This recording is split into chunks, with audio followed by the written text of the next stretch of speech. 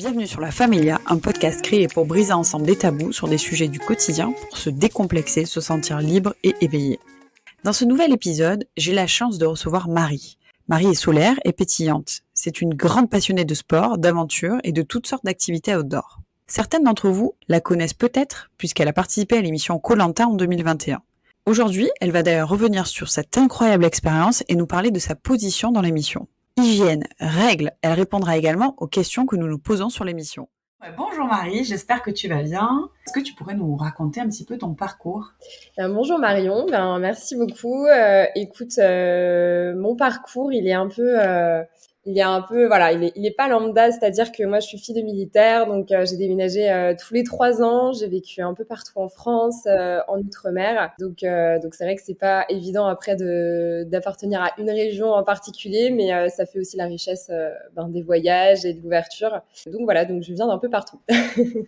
Super. Et alors, du coup, toi, tu viens un peu de partout, t'étais en Outre-mer, et j'ai vu sur ton compte Instagram, et on l'a découvert aussi quand t'as participé à l'émission Koh-Lanta, que t'étais une grande fan de sport, mais alors pas une petite fan de running, mais une très très grande fan. Tu cours énormément, et on avait échangé l'été dernier au sujet de cette passion. Comment est-ce qu'elle est née, cette passion pour le sport extrême et les défis que tu te lances au quotidien ? C'est vrai que donc d'où le côté un peu militaire de la famille. C'est vrai que j'ai un papa qui est très sportif, donc il nous a toujours inculqué ça à moi et à mes frères et sœurs. Et en fait, j'ai commencé à courir quand j'étais jeune, donc déjà au primaire. J'ai commencé à faire de la compétition, les crosses au collège. Et vraiment, j'aimais cette satisfaction de se dire, franchement, c'est hyper dur, mais à la fin, tu peux faire un petit podium. Et donc, tu as une fierté intérieure en toi. Tu te dis, mais c'est trop bien. En fait, le corps, il peut faire des trucs incroyables. Et puis après, en grandissant, tu te rends compte qu'en fait, c'est de plus en plus difficile. Mais c'est ça aussi qui fait la beauté de ce sport. C'est que c'est un sport qui demande énormément de résilience, de travail, d'entraînement, de faire des concessions aussi à côté. Mais en fait, après, c'est tellement du bonheur que ça devient une drogue, en fait. Donc, c'est génial. Et alors, du coup, tu cherches quoi ? Tu cherches la libération d'endorphines quand tu pratiques du sport ? Qu'est-ce que tu recherches et quels sont les bienfaits pour toi aujourd'hui ? C'est vrai qu'il y en a plusieurs. C'est vrai que quand je suis sur une ligne de départ d'une course, à chaque fois, déjà, il y a les papillons dans le ventre parce que c'est incroyable. T'es là, tu vois des milliers de personnes autour de toi qui sont venues chercher la même chose. Et donc ça, c'est déjà incroyable de partager cette passion avec d'autres personnes. C'est un sport qui demande pas forcément d'avoir un niveau en particulier. C'est vraiment, tu as tous les niveaux. Chaque personne a un peu une histoire, a quelque chose. Et c'est vrai que moi, j'ai pas forcément... ma vie n'est pas un long fleuve tranquille, on va dire. Et c'est vrai qu'à chaque fois que je cours et que c'est difficile, je me dis, OK, c'est dur. Mais en fait, derrière, il y a tellement de choses plus dures dans la vie. Et je me dis, moi, c'est la douleur d'un instant. Mais à la fin, c'est la satisfaction d'une longue durée quand tu deviens finisher d'une course. Et quand tu dis, voilà, j'ai la médaille entre les mains, j'ai réussi à avoir un chrono, parce que j'ai quand même ce petit côté un peu compétitrice. Et c'est vrai que parfois tu te demandes ce que tu fais là pendant la course parce que c'est hyper dur, mais en fait à la fin tu as juste envie de repartir. Donc c'est vraiment ça, c'est l'endorphine, c'est l'adrénaline, c'est tout ce que ça t'apporte. Et ouais, c'est addictif. C'est génial. Mais alors, du coup, tu disais que t'as pas une vie avec un long fleuve tranquille. Comment est-ce que ça t'aide à contrebalancer un petit peu ton quotidien ?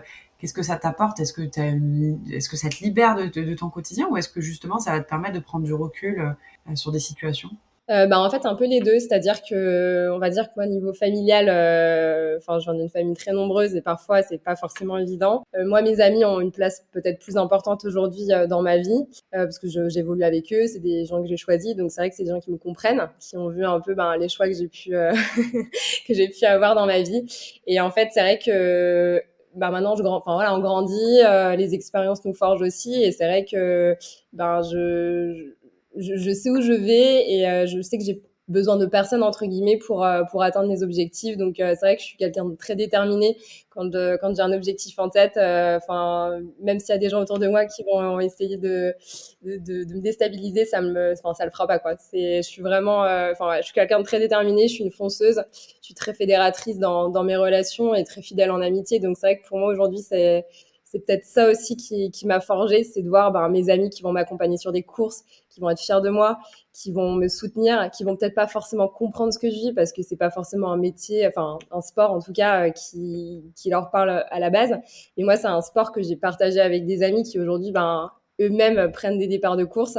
Et du coup, c'est juste incroyable de toucher autant de personnes et justement de pouvoir vivre après ces aventures ensemble. C'est génial. Mais alors, du coup, je sens ta détermination. Et comment est-ce que tu es arrivée à participer à koh?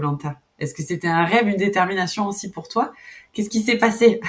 Bah écoute, alors koh je regarde depuis que j'ai 8-9 ans. J'aimais vraiment ce côté, à l'époque, regarder en famille avec mes frères et sœurs. Voilà, je me voyais en fait, je me voyais à la place de ces gens-là. Je me disais, non mais moi un jour c'est pareil, je serai une petite aventurière, je vais partir avec mon sac à dos, je vais faire le tour du monde, j'ai envie de vivre des émotions fortes en fait.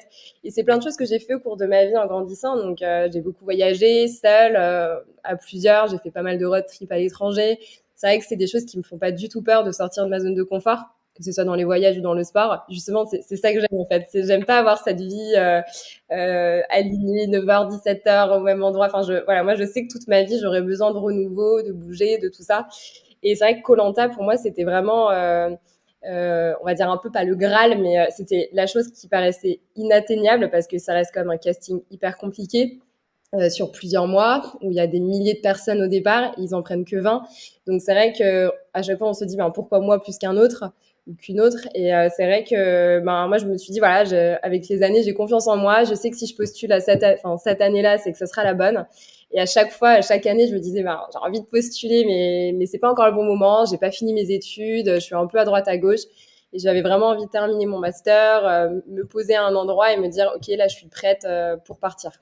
Ouais, c'était une vraie préparation mentale, un peu comme quand tu te prépares pour faire du sport, tu t'es dit, là, les planètes sont alignées, j'y vais, c'est pour moi.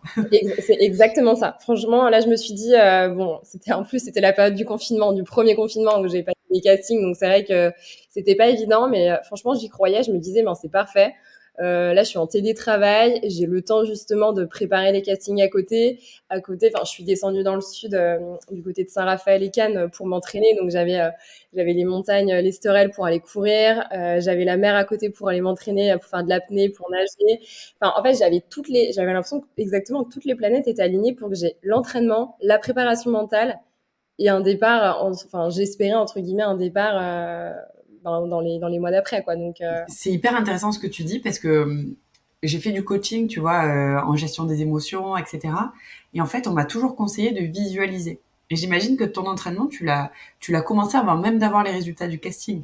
C'est en mode, c'est pour moi, j'y vais, et quoi. c'est exactement ça. Et en plus, j'ai une amie C'est qui dingue. est dans le développement personnel, donc c'est vrai que elle me coachait un petit peu, on en parlait beaucoup, et c'est vrai qu'elle me disait, mais Marie, il faut que tu te visualises sur les Exactement. photos, bon, je suis pas allée jusque là malheureusement, mais te visualiser au moins dans l'aventure, te dire, ok, je me vois avec mon petit foulard de couleur. En plus, je me voyais rouge, j'étais rouge, donc c'est quand même improbable, mais je me visualisais tellement dans l'aventure que je me voyais en fait dans l'émission.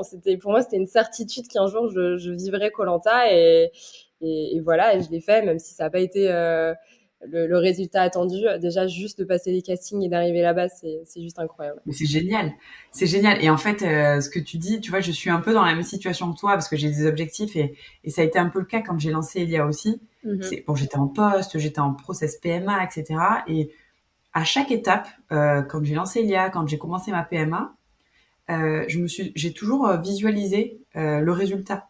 Et je me suis mis dans la peau de celle qui, de toute façon, ça va arriver. Donc en fait, autant s'entraîner, autant se préparer. Et je trouve que c'est une bonne façon de faire parce que tu restes C'est un positive. état d'esprit, en fait. Exactement, ouais.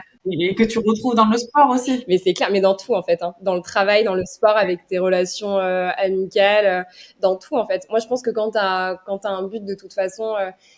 moi, ce qui est drôle, justement, par rapport à ça, pour la petite anecdote, c'est que tellement que j'y croyais à koh alors que franchement, c'était quand même pas évident. Il y avait des mois pour aller chercher des mois de casting. Tellement que j'y croyais, mes amis, dans leur tête, ils me disaient, bon, de toute façon, Marie, c'est bon, tu vas partir. J'en dis, Elle y va, en mais fait, bien sûr. pour eux, je partais. Donc, quand je leur ai annoncé que je partais, en fait, je sais pas, ils étaient Normal. super contents, mais pas étonnés, en fait, parce que, déjà, ils me voyaient dedans, et puis, ils voyaient que j'étais tellement à fond que c'était pas possible autrement, en fait. Non, mais c'est génial. Donc, du coup, c'est une préparation physique et psychologique avant même d'avoir les résultats du casting. Et là, bah, du coup, quand tu as eu tes résultats du casting, j'imagine que c'était normal, tu vois. Tu devais être hyper satisfaite, mais je sais pas comment est-ce que tu t'es sentie. Alors déjà, j'étais dans le train, comme d'hab, à droite à gauche. Donc là, j'étais dans le train, je me revois, en plus, je vois un appel masqué qui m'appelle, je réponds. Et là, quand ils m'ont dit que je partais, Déjà, je me suis dit, c'est incroyable. Et je me dis, du moment que j'ai pas le billet d'avion avec moi, que je suis pas, que j'y suis pas encore, j'arrivais pas à y croire. Je pense que ça me paraissait, c'était tellement d'émotions parce que tellement de préparation en amont que là, c'était, enfin, j'arrivais pas à me dire que c'était maintenant, quoi, que j'allais partir bientôt dans quelques semaines. Et pour moi, j'arrivais pas à y croire tout de suite, mais voilà, je me suis mis un peu dans ma bulle. Je pense qu'à ce moment-là, je me suis dit, ok, maintenant, tu vas te préparer mentalement, tu vas te préparer physiquement. Enfin, même si maintenant c'est un peu trop tard parce que pour moi, la prépa, elle se fait quand même plusieurs mois avant. Et ouais, là, je me suis dit, OK, maintenant, je vais me préparer sur des petits trucs un peu techniques que je peux retrouver là-bas. Ça peut être la boussole, ça peut être le feu, ça peut être des techniques de survie. Ou ben là, il fallait que je rentre vraiment dans le vif du sujet, quoi. Des choses que je fais pas forcément tous les jours. Bah, du coup, en parlant de choses techniques, on va rentrer dans le vif du sujet. On fait la lingerie menstruelle et on parle souvent de règles. Et du coup, je me pose la question. On en avait discuté quand on avait dîné ensemble. Et tu me disais, il y avait deux sujets, si je me souviens bien, deux sujets qu'on te pose à chaque fois quand tu rentres de koh enfin tout ton entourage. C'est comment est-ce qu'on va au WC et comment est-ce que tu gères tes règles. Bah, bien sûr. Alors on y va, les deux pieds dans le plat. Je sais pas si tu peux nous partager un peu tout ça, mais est-ce que tu avais réfléchi un petit peu à tout ça avant de partir? Bah, évidemment, après, je m'étais doutée que c'était quand même hyper bien organisé. Quand j'ai vu l'organisation, déjà, depuis le début, je me suis dit, c'est automatique, on va pas nous laisser comme ça, avoir nos règles et pas enfin, justement, de protection, c'était pas possible. Déjà, par rapport aux hommes, c'est pas très égal. Donc, automatiquement, non, on a des personnes qui s'occupent justement de nous donner ce qu'il faut au moment où on en a besoin. Donc, de façon discrète, parce que, enfin, voilà, c'est pas forcément quelque chose qu'on a envie de mettre en avant, sachant qu'on a peu d'intimité en plus quand on est sur le camp. Enfin voilà, il n'y a pas de toilette, il n'y a pas tout ça, il n'y a pas de, enfin on n'a rien au niveau d'hygiène. Donc c'est vrai que pour nous, les femmes, c'est quand même quelque chose qui est pas évident à gérer, sachant que ben avoir ses règles, c'est-à-dire être fatiguée, un manque de fer, du coup être moins performante sur les épreuves, sachant qu'à côté, ben on mange pas, on a quand même, on dort très peu, donc c'est vrai que si déjà tout ça accumulé et en plus on a nos règles, enfin là ça fait le combo où là c'est clairement c'est dans la tête, il faut essayer de passer à côté de ça quoi. Donc Mais du coup, tu as droit, dès que tu as tes règles, du coup, tu demandes des protections, c'est c'est ça? ça, ouais. Donc nous on les a pas avec nous, mais par contre on va leur demander. Enfin on n'a pas le droit de communiquer avec eux, mais pour ce genre de choses évidemment on a quand même les droits de dire voilà j'ai mes petites règles, est-ce que c'est possible d'avoir une petite protection? Donc automatiquement ils nous en donnent au fur et à mesure. Et justement il y a ce côté hyper solidaire avec les femmes, c'est que ben en fait on se connaît pas. En bout de 24 heures, on va créer des liens hyper forts et peut-être encore plus entre femmes parce que justement on a un peu ça en commun, on va dire. Du coup, ben, on va se comprendre, enfin, moi, je me rappelle être allée dans la forêt où en fait, on s'entraidait, quoi. On allait se trouver un petit coin et puis on en discutait, on disait est-ce que ça va, est-ce que t'as pas trop mal. Enfin, vraiment, il y avait vraiment une super solidarité entre femmes à ce niveau-là.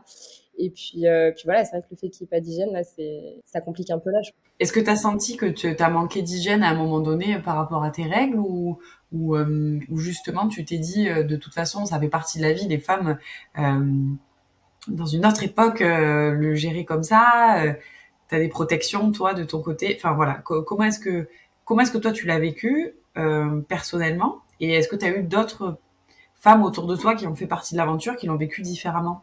Alors, c'est vrai que c'est rigolo parce on les a quasiment eu toutes en même temps. Alors, je sais pas si c'est le fait, c'est le cycle qui fait que là, on s'est rencontrés, pam, ça nous est tout, franchement, mais tout à un jour près, on les a eu en même temps. Donc, c'est vrai que, ben, on se comprenait quand même un petit peu.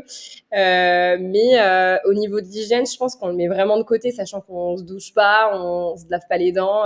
Donc, en fait, je crois que ça fait partie du combo hygiène quand on se dit, ben, il faut faire avec, on n'a pas le choix et puis franchement, on essaie de pas trop y penser. Et je pense qu'on est tellement focalisé sur la survie, sur les épreuves, sur la vie sur le camp.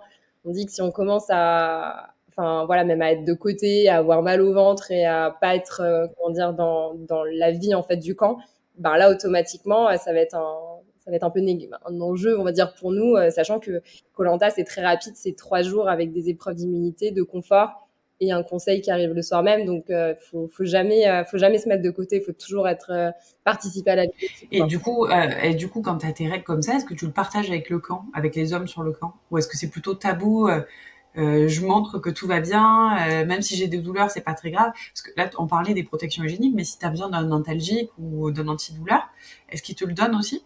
Oui, bien sûr, ils donnent. Même pareil pour la pilule, si certaines Ah, femmes voilà. prennent la pilule, évidemment qu'ils donnent. Enfin, Le but, c'est pas qu'il y ait de soucis à ce niveau-là sur le camp. Mais non, enfin, autrement, les hommes sont hyper, ils sont compréhensifs, c'est pas des gamins. Je pense que pour certains, ils ont leurs femmes, ils ont leurs copines, ou ils ont des sœurs. C'est vrai que je pense qu'ils comprenaient qu'il y avait quelque chose, parce que je pense qu'on n'est pas très discrète sur ça. Ils devaient comprendre que là, il y avait beaucoup On va chercher un collier? Non, pas du tout, non. C'est exactement ça. Il y avait quelques petits alertes dans la forêt, mais par contre, voilà, hyper sympa. Moi, j'étais vraiment tombée sur une équipe de gars assez gentleman, assez serviables et tout, donc ça fait toujours plaisir, quoi. Même si on se dit que là, on est sur Koh-Lanta, on est tous au même niveau, entre guillemets, les hommes et les femmes, on est tous des aventuriers, en fait. Ouais. Mais voilà, il y a toujours ce côté où non, il y a quand même énormément de respect par rapport à ça. Bon, ça c'est chouette pour le coup, mais c'est vrai que moi, tu vois, je suis un petit peu l'émission et j'ai pas le souvenir qu'on ait parlé de ce sujet dans l'émission. Bah non, c'est pour ça que la question, elle revient toujours, en fait. Mais il y a toujours des questions qui vont revenir chaque année, et je pense que ça, c'est la crainte de tout le monde, parce qu'on se dit, voilà, c'est une émission d'aventure, donc aventure égale pas grand-chose, en fait, dans le sac à dos, et encore moins des trucs un peu techniques, sachant qu'on n'a même pas droit à un élastique pour les cheveux. Donc, tu vois, Ah oui? Non, même pas. Donc, tu te dis, s'il n'y a pas d'élastique, pourquoi il y aurait des carrés? Mais bon, après, ça fait partie quand même de l'hygiène, c'est les règles. Là, je trouve que c'est encore différent, la pilule, pareil. Mais après, tout le reste, on a le minimum, quoi. Mais effectivement, c'est vrai qu'on n'en parle pas, parce que je pense qu'ils veulent peut-être pas forcément étaler, tu vois, ce côté-là par rapport à l'émission, ou qui doit rester à quelque chose de survie. Ouais, mais tu vois, je pense que ça pourrait briser quand même des tabous dans des familles, parce que c'est quand même une émission très familiale. Non, c'est vrai. Et du coup, aborder ce sujet-là, peut-être que effectivement, ça peut surprendre, mais ça fait partie de la vie et c'est physiologique. Et comme c'est des questions qui reviennent très souvent, donc la prod de Koh-Lanta, si vous nous écoutez, parlez des règles. Répondez à nos questions, comment ça se fait? Non, mais surtout que sur les réseaux sociaux, je me rappelle une année, il y avait eu beaucoup de discussions autour des poils sous les aisselles, tu vois, d'une candidate. Et en fait, elle a assumé et c'est génial. Et en fait, ça fait partie de la vie. Et ça aide aussi à libérer et à enlever des tabous et des complexes que peuvent avoir des jeunes femmes qui regardent l'émission, quoi. Bah, bien sûr, surtout que, je veux dire, si on est vraiment dans l'aventure, de toute façon, il y aura toujours des critiques. Et c'est vrai que si on nous donnait un rasoir, là, on se dirait, bah attendez, vous n'êtes pas des vrais aventuriers, on vous donne des rasoirs. Alors que non, justement, le but, c'est d'être complètement, on va dire, imprégné de l'environnement, de l'environnement extérieur, de la nature, et que justement, il n'y ait pas toutes ces choses du quotidien qui font que là, on se sent bien, il y a un petit confort en plus. Là, il n'y a rien du tout, quoi. Il n'y a pas de rasoir, il n'y a pas de brosse à dents, il n'y a pas de shampoing. C'est vraiment... Non, mais c'est une aventure qui me semble assez complète, parce que tu vois, tu pourrais avoir beaucoup de femmes aussi qui prennent la pilule, qui puissent se dire, je le prends la pilule en continu, comme ça, je n'ai pas mes règles et je m'enlève cette contrainte-là. Eh bien, il y en a, je crois qu'ils font ça. Il y a certaines femmes qui préfèrent le faire, hein. Après, ça, c'est un choix personnel, mais effectivement, il y a des femmes tu dois penser à pas mal de choses avant de partir, choses que, tu vois, les hommes vont pas forcément penser avant. Donc, je pense que nous, la préparation, elle est ultra complète avant de partir, en fait. Ah, c'est clair, tu dois penser à tes cheveux parce que t'as pas d'élastique, tu dois penser à tes poils, tu dois penser à tes règles, aux douleurs que tu peux avoir. Tu vois, moi déjà, rien que là, je passe pas le casting. Au moins, là, c'est sélectif au départ, on va dire. C'est clair, c'est ça. Donc, non, mais voilà, non, mais ce que je veux dire par là, c'est que oui, effectivement, c'est du dépassement de soi, mais en plus, tu dois gérer ton image parce que tu passes quand même à la télé. Et je pense que ça, même si c'est une aventure humaine et de survie, t'as quand même l'aspect télé, tu vois, qui rentre en compte, et de gestion d'image. Qu'est-ce que va afficher la prod de toi, etc. Oui. Et franchement, bravo, Marie, parce que de la discussion qu'on a autour de ces sujets-là, le retour que j'en ai, mais je me doutais déjà, mais j'ai un peu l'impression qu'en tant que femme, l'aventure est quand même plus compliquée à vivre, même si tu as une solidarité qui arrive sur le camp. Et en plus, il faut gérer les stratégies, il faut gérer les épreuves, les blessures, etc. Donc c'est chapeau. Non, oui, c'est vrai. Mais après, je pense que ça fait partie un peu du challenge, en fait, où du coup, c'est une émission qui va vraiment se différencier d'une course que tu vas pouvoir avoir, sachant qu'une course, même un ultra trail, ça va être sur 1 ou 2 jours, par exemple, alors que là, c'est vraiment une aventure qui est sur du long terme, quoi. Le but, c'est de survivre le plus longtemps possible jusqu'à le dernier, justement, sur les poteaux, et de te dire que là, tu as réussi à vaincre ça pendant plus d'1 mois, parce que c'est 35 voire 40 jours Koh-Lanta, donc c'est quand même énorme. C'est clair, c'est clair. Et alors, du coup, quel est ton plus beau souvenir de l'aventure? Je dirais quand on est arrivé en pirogue, vraiment sur la première épreuve. En fait, ce qui est incroyable, c'est de se dire qu'on est tous des anonymes. On arrive d'endroits, partout en France, on ne se connaît pas. C'est pas comme s'il y avait des visages connus au départ. Et on était tous sur chacun avec une pirogue, avec deux Tahitiens devant, derrière. Il y avait toute une ambiance. Vraiment, on était imprégnés de la culture. Et on est arrivé. Après, moi, je revois au loin le totem, Denis Brognard. Et là, les caméramans, évidemment. Et là, je me dis, mais c'est un truc de dingue. Là, j'arrive sur Koh-Lanta. J'y suis. Quoi. Et je pense que là, à ce moment-là, je me suis pincée. Je me suis dit, mais Marie, t'y es, quoi. Là, c'est plus derrière la télé, c'est vraiment là, quoi.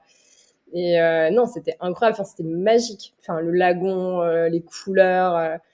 Enfin, c'était juste paradisiaque, quoi. Vraiment, je pense qu'à ce moment-là, et puis je pense que c'est le fait de voir aussi Denis Brognard, le totem, l'environnement, le décor, en fait, de se dire que ça y est, là, on va démarrer et on a démarré sur une épreuve, quoi. Donc, c'est intense. Après être sortie de Koh-Lanta, qu'est-ce que tu retiens de l'aventure? Qu'est-ce que tu as appris et qui te sert aujourd'hui au quotidien? Bah alors c'est vrai que je pense que parfois quand on rêve de quelque chose, bah on va l'idéaliser vachement, on va s'imaginer aller hyper loin, ou par exemple quand, enfin même au niveau d'un sport, on va s'imaginer être sur le podium, on va s'imaginer. Alors qu'en fait, je pense que c'est pas juste une phrase comme ça, mais il faut se dire déjà le principal c'est déjà d'y participer, c'est déjà de toucher en fait un petit peu cet événement, ce rêve. Et de retenir, tu vois, tout l'essentiel, parce que c'est vrai que moi, mon aventure, elle a été hyper écourtée sur pas de chance, en fait, sur un duel que j'aurais jamais dû avoir à ce moment-là et que j'ai eu. Et c'est vrai que je pense qu'à ce moment-là, moi, le retour a été très, très compliqué. Mais pendant plusieurs mois, même encore aujourd'hui, parfois ça m'arrive d'y penser, de me dire, mais merde, c'est pas possible. Non, mais en fait, je pouvais rien faire, j'étais impuissante par rapport à la situation. Donc, je me dis, c'est comme ça. Et si ça s'est passé comme ça, c'est peut-être pour une raison aussi, tu vois, pour que derrière, peut-être, je sais pas. En tout cas, je pense qu'aujourd'hui, j'arrive à voir le positif là-dedans, même si je suis hyper frustrée d'être partie aussitôt. Mais effectivement, ouais, quand tu ressors de là, je pense que tu te dis, voilà, c'est incroyable, il faut de la résilience, il faut se dire que ça restait une aventure exceptionnelle qui n'est pas ouverte à grand monde aussi, parce qu'en 20 ans, il y a eu 400 participants, donc c'est rien du tout par rapport au nombre de personnes qui candidatent chaque année. Et voilà, je me suis dit, voilà, j'ai été choisie parmi des milliers de personnes, c'est incroyable, j'ai eu la chance de vivre cette aventure, de rencontrer des personnes exceptionnelles, de vivre une aventure sportive humaine incroyable. Et aujourd'hui, grâce à Koh-Lanta aussi, d'avoir pu créer une communauté en fait sur Instagram très axée sport, course à pied, dépassement de soi. Et vraiment, enfin, je sais qu'aujourd'hui, c'est ça qui me stimule aussi, c'est de me dire que derrière, j'ai vraiment des gens qui ont été autant frustrés que moi, je pense, de mon départ, mais qui derrière, en fait, sont contents de voir que je me suis pas arrêtée qu'à Koh-Lanta et que je continue de faire plein de compètes, de leur envoyer de l'énergie, plein de bonnes ondes, et de leur dire, mais en fait, toi aussi, tu es capable d'accrocher un dossard, de te dépasser, peu importe ton niveau. Et en fait, moi, c'est ça que j'aime en fait via les réseaux sociaux quand ils sont bien utilisés, c'est de te dire que derrière, tu as une vraie communauté engagée qui vraiment te ressemble et qui a des belles valeurs et avec qui tu peux échanger, tu peux créer des choses. Enfin, c'est vraiment chouette. Trop bien. Et alors, du coup, quels sont tes rêves et tes projets pour l'avenir? Alors, c'est vrai que je pense que le rêve ultime pour moi, ce serait de faire de la course à pied. Je pense que Ah ça ouais? me change tellement. Ah ouais, moi j'aimerais tellement. Mais j'aimerais juste voyager, faire le tour du monde en me disant, dans chaque pays, je vais faire une course. Trop Je vais bien. faire une course typique, tu vois, un truc qui a vraiment du sens. Bon, quand le Covid, tout ça, ça sera passé, quand on pourra retrouver vraiment une vraie vie normale, tu vois, je me dis, mais moi, j'ai juste envie de prendre un sac à dos, partir, comme j'ai déjà fait, mais je pense que là, encore plus cette envie-là, parce que la frustration de Koh-Lanta, le fait que ces 2 dernières années, c'était un peu compliqué. Mais là, c'est vrai que, ouais, j'ai envie de repartir un peu, de faire toutes les courses possibles que je peux à l'étranger, de continuer à rencontrer, tu vois, des gens. Enfin, moi, je suis très, j'adore l'humain, j'adore l'échange, et c'est vrai que je trouve que c'est grâce à ça en fait que tu grandis. Que tu grandis. Et, ouais, complètement. Et du coup, comment est-ce que tu définirais ta philosophie de vie? Tu as un peu résumé tout ça, mais si tu as une phrase ou quelque chose à mettre plus en avant qu'autre chose. Moi, je dirais qu'il faut profiter. Alors, ça peut être un peu banal, mais vraiment profiter de sa vie, mais au maximum, c'est-à-dire ne pas se bloquer sur quelque chose ou sur une image qu'on peut se faire d'un rêve ou parce que les gens autour de nous vont pas forcément aller dans notre sens. Faut se dire qu'on est tous différents, qu'on a tous des projets de vie différents et que parfois, faut pas attendre les autres pour faire quelque chose. Si tu as envie de faire quelque chose, faut y aller. Et même si tes amis vont pas te suivre ou ta famille, vas-y toi parce que il faut déjà être heureux avec soi-même avant d'être heureux avec les autres. Et je pense que si tu es aligné entre ce que tu dis, ce que tu fais, ce que tu veux, franchement, tu seras déjà heureux dans ta vie et tu n'auras pas besoin de grand-chose, quoi. Et puis après, le reste suivra, quoi. Donc, Bah écoute, c'est un très très joli message et je commence la journée, bon maintenant on est bien entamé dans la matinée, mais avec un beau message de résilience et de confiance en soi. Enfin, c'est super le message que tu nous passes aujourd'hui. Et Marie, je te remercie beaucoup pour notre échange. Merci à tous de nous avoir écoutés. Si vous avez la moindre question, n'hésitez pas à contacter, à suivre Marie sur les réseaux sociaux. Est-ce que tu peux nous rappeler ton compte Instagram, Marie? alors, c'est Marie-du-bas Colanta. Voilà, donc on peut suivre Marie-du-bas Colanta sur Instagram et dans toutes tes aventures d'ailleurs. Et puis on espère te retrouver très bientôt sur des projets running ou sur d'autres projets d'aventure. En tout cas, on te suivra avec plaisir comme on t'a suivi sur la première saison de Colanta. Et merci de nous avoir écoutés. Maintenant, vous avez toutes les cartes en main pour changer les règles du jeu. Et si cet épisode vous a plu, n'hésitez pas à le partager. À très bientôt. Merci Marion.